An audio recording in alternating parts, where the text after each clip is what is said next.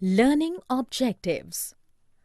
After completing this digital module, learners will be able to understand the concept of human resource, human capital formation, and human development, comprehend the salient sources of human capital formation, understand the differences between physical and human capital formation, learn the direct relations between the human capital formation in a country and the economic growth of the region.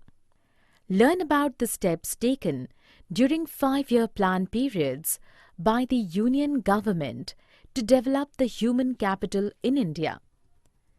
Learn the perspectives of the opportunities and scopes of India to be grown as a knowledge economy in recent future. Learn about the clear distinctions between human capital formation and human development. Understand the real scenario of the development of human capital formation in the country. Learn about the education sector and its development in India. Comprehend the government's effort and increase of governmental expenditure in the education sector during post-independence period. Understand the future prospects in relation with human capital formation in the country, right to education, gender equity, and the advantages of higher education. Sources of human capital. What is human capital? Human capital is a quantification of the economic value of a worker's skill set. This measure builds on the basic production input of labor measure, where all labor is thought to be equal. The concept of human capital recognizes that not all labor is equal and that the quality of employees can be improved by investing in them. The education, experience, and abilities of employees have economic values for employers and for the economy as a whole. Economist Theodore Schultz first invented the term human capital during 1960s to reflect the value of human capacities. Sources of human capital formation. Other than the investment in education, there are some additional sources too, which are regarded as important in human capital formation. They are investment on health beside education, life job professional training, migration and job prospect and other educational training information. As the source of human capital formation, the health facilities and services, broadly conceived to include all expenditure that affect the life expectancy, strength and stamina, and the vigor and vitality of the people.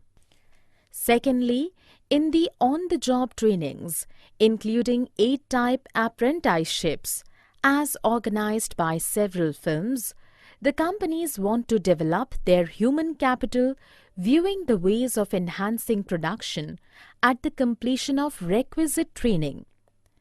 Migration of trained laborers and the importance of information.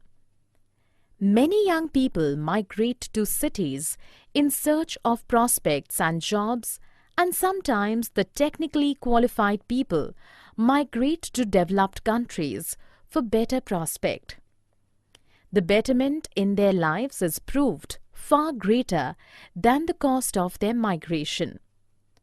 On the other hand, the expenditure being done for acquiring information relating to the labor market is also a source of human capital formation. Human capital and physical capital. What is physical capital? Cash, real estate, equipment, and inventory are the examples of physical capital. Physical capital values are listed in order of solvency on the balance sheet. The balance sheet provides an overview of the value of all physical and some non-physical assets. It also provides an overview of the capital raised to pay for those assets, which includes both physical and human capital. Intangible and tangible assets. Intangible assets are non-physical capital. A balance sheet only lists intangible assets when they have identifiable values. Intangible assets can't be touched, but they are often represented by a legal document or paper. Human capital is represented by more than the company brand. Harvard University is not Harvard University because of its crimson logo. The value of Harvard University is in its human capital. Human capital includes the knowledge base of the employees and is often measured by the quality of the product. It also refers to the network of the employee base and the general level of influence they have on the industry. Differences between physical and human capital. Unlike physical capital, which is easy to find on the balance sheet, the value of human capital is often assumed.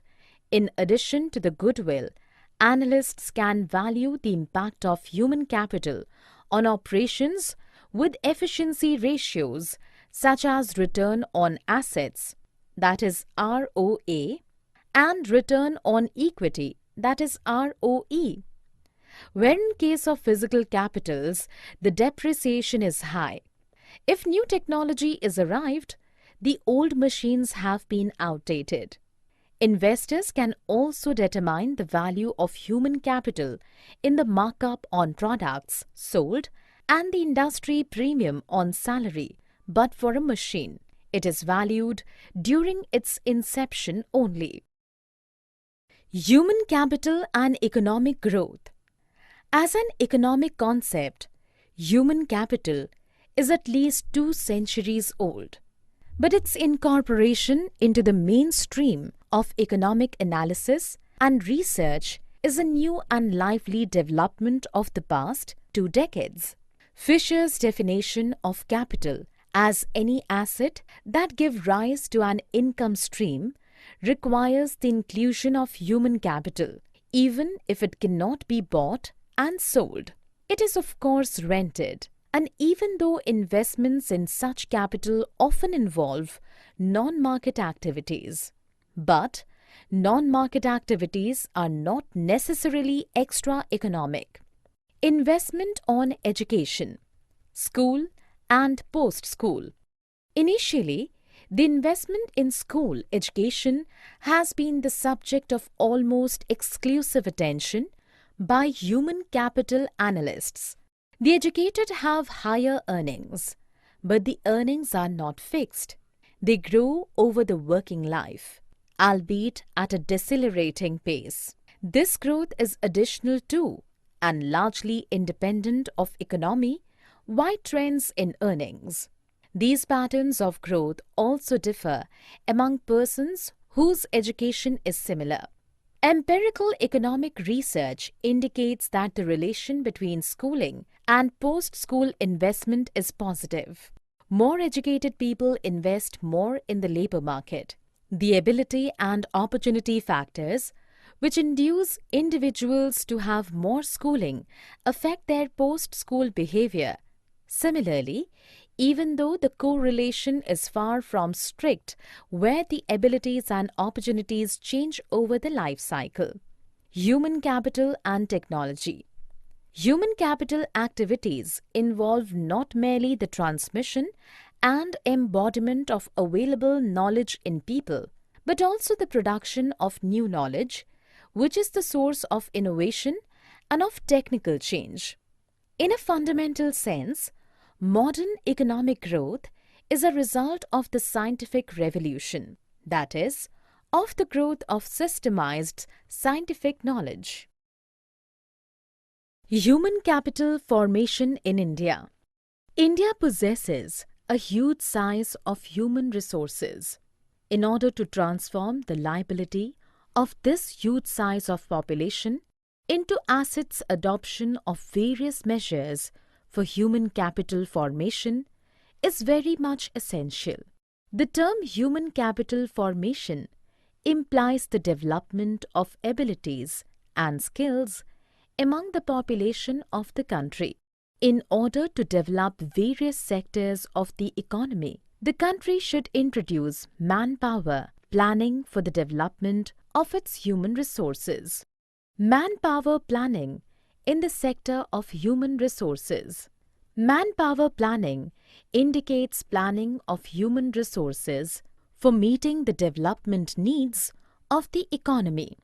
Just for the proper utilization of manpower resources, the country should impart proper education to its population and train its labor force in technology, engineering, management, medicine, and in many other fields connected with the development of various sectors of the economy. The most important factor in human capital formation is the development of top skills. As this skill formation is a time-consuming process, the entire process of human resource development demands a long-term policy. India's growth story. India has become successful in training a number of scientific and technical manpower in the country during the last 3 decades. The total number of such manpower increased from 188,000 in 1950 to 7,840.2 thousand in 2000. Moreover, the growth rate of scientific manpower during the decade 1950-60 was to the extent of 9.1% per annum, and then the same rate increased to 10.1% during the next decade, 1960-70, in which there was huge expansion of basic and heavy industries in India. Education sector in India. The 5 years plan, started after independence, helped the growth of the country in education like other areas. However, due to some inherent weaknesses at the execution part, the expected success was not being achieved. So, in order to improve the educational setup, the government constituted 2 commissions after independence. Kothari Commission 1964 to 1966. Kothari Commission, being chaired by Mr. D.S. Kothari, then chairman of UGC, was appointed under provision of a resolution of the Government of India, dated 14 July 1964, and eminent educationists in diverse fields from India and abroad. This commission was not to limit its inquiry to specific sectors or aspects of education, but to have a comprehensive review of the entire educational system. Government expenditure on public education.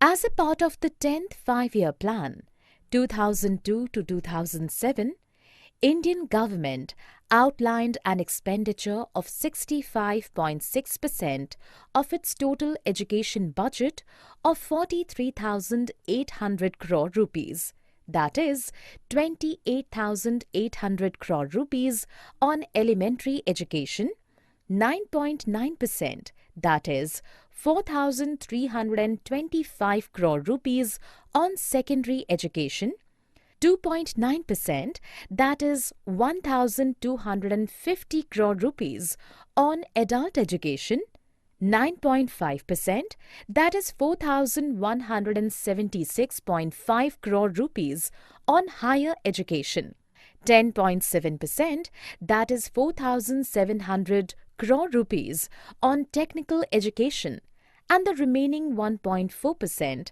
that is 623.5 crore rupees on miscellaneous education schemes.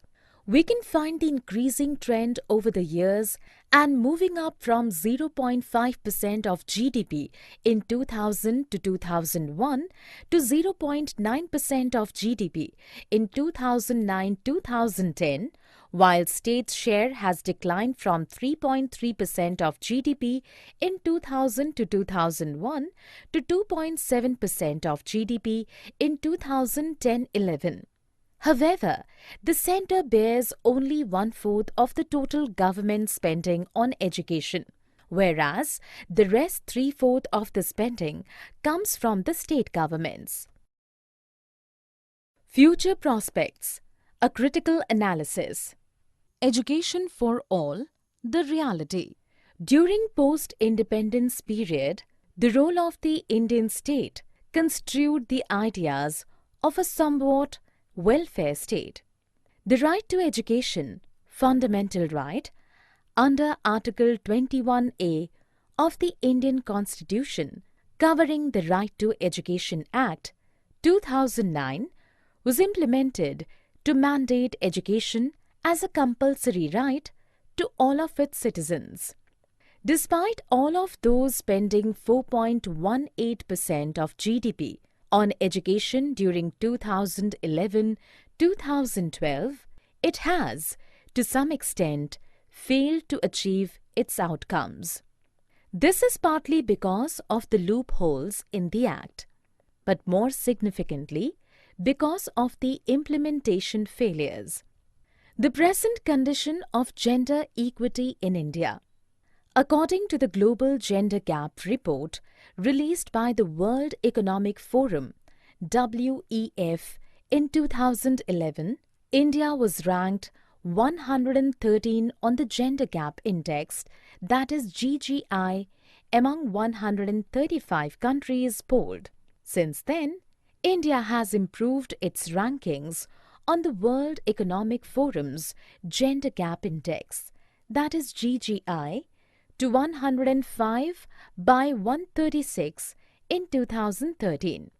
In the alternate measures as included in the OECD's Social Institutions Gender Index, that is SIGI, where India ranked at 56th out of 86 in 2012, which was an improvement from its 2009 rank of 96th out of 102. Higher education in India and unemployment. The social and regional inequalities in access and quality of higher education are enormous. The gross enrollment ratio, GER, in higher education is 24.5% for boys, 22.7% for girls, 18.5% for SCs, and 13.3% for STs in 2014-15. Regarding unemployment, NSSO report states that the unemployment rate is 1.7% in rural and 3.4% in urban areas. In its previous report of 2013, unemployment rate was 1.5% in rural and 4.8% in urban areas. Summary. Let us summarize what we have learned. By the specific decision of investment on education, the growth of human capital formation can be assured where future productivity enhancement and surging in income source can be observed. Proper investment in quality education, on the job training, health, migration, and seeking specific information are the salient sources of human capital formation. The idea of physical capital is the groundstone of conceptualizing human capital formation. Only while physical capital can be sold in the market, but we can only take the service of the human capital, it can't be sold. All type of investment and encouragement in growth of future human capital formation is considered as an efficient and futuristic decision. The availability of basic education and health is considered the essential precondition for the growth of human capital, as without them, the future resource will not be able to select on the value-added choices. The percentage of expenditure on education of the total government expenditure indicates the importance of education in the scheme of things for the government. Despite